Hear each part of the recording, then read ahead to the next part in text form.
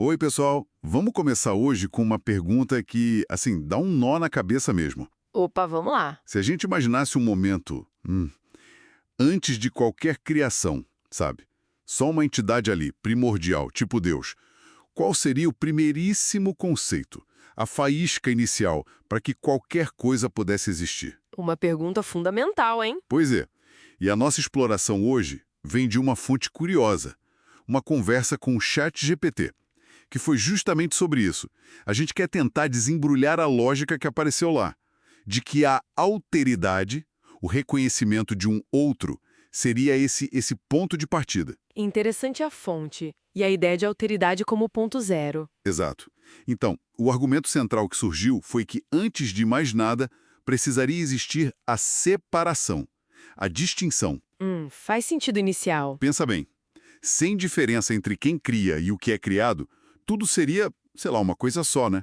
Uma unidade contínua. Indiferenciada. Sem partes. Isso. Como é que você cria algo se não tem espaço para esse algo ser diferente de você? Tipo, você precisa de 2 blocos de Legos diferentes antes de poder encaixar, né? Uma boa analogia. A criação, por essa linha, exige algo que não seja o criador. Precisa dessa outra coisa.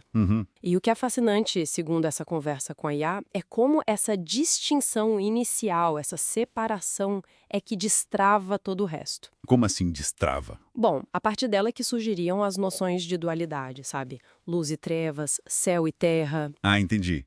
Opostos. Exato. E também o tempo, o antes e o depois só fazem sentido se algo mudou, se há distinção, o espaço aqui e ali. E até a identidade, né? O eu só existe em contraste com o outro. Certo, certo. Essa separação primeira seria, então, a semente de toda a complexidade que vem depois. E o termo que a fonte usou para essa ideia de reconhecer o outro, de ter essa distinção, foi justamente alteridade. Ok, peguei a ideia da separação ser a chave para complexidade. Mas a fonte justifica por que essa tal de alteridade seria o ponto zero absoluto? Mais fundamental que, sei lá, a consciência do próprio criador. Parece forte isso, né? É uma afirmação forte, sim. Porque a fonte não diz só que é importante, diz que é a condição necessária. Sem um outro, nada de criação. Tudo ficaria nesse uno absoluto, imutável. É uma ótima pergunta sobre essa primazia. A lógica que a fonte apresentou sugere que até a consciência precisaria de algo para ser consciente de. Algo fora dela mesma, entende? Então a distinção, a alteridade, viria conceitualmente primeiro para permitir essa relação. Mesmo a de autoconsciência, talvez. E aí tem uma consequência lógica imediata que a conversa apontou. Qual? A ideia de quantidade.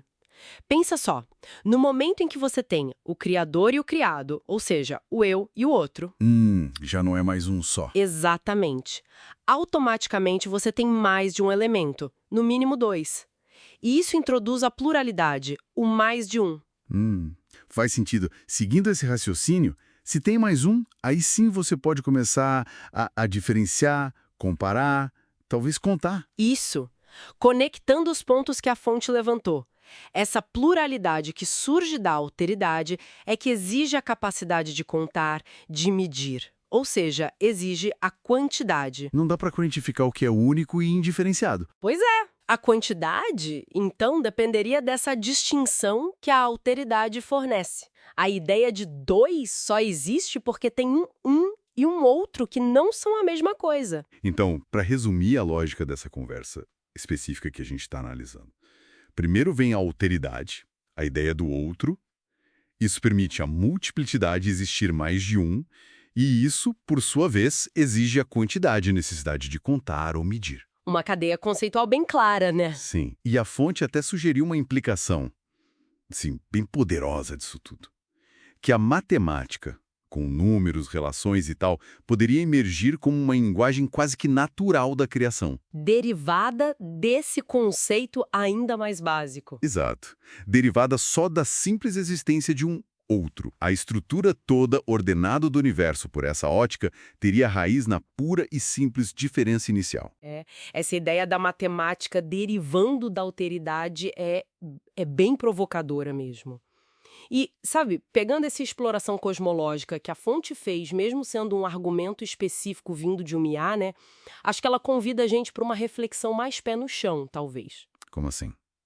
Bom, se essa distinção fundamental, o reconhecimento do outro, é apresentada como algo tão crucial na origem conceitual das coisas, qual será o papel do reconhecimento ou, muitas vezes, da falta de reconhecimento do outro nas nossas criações? Nossas criações.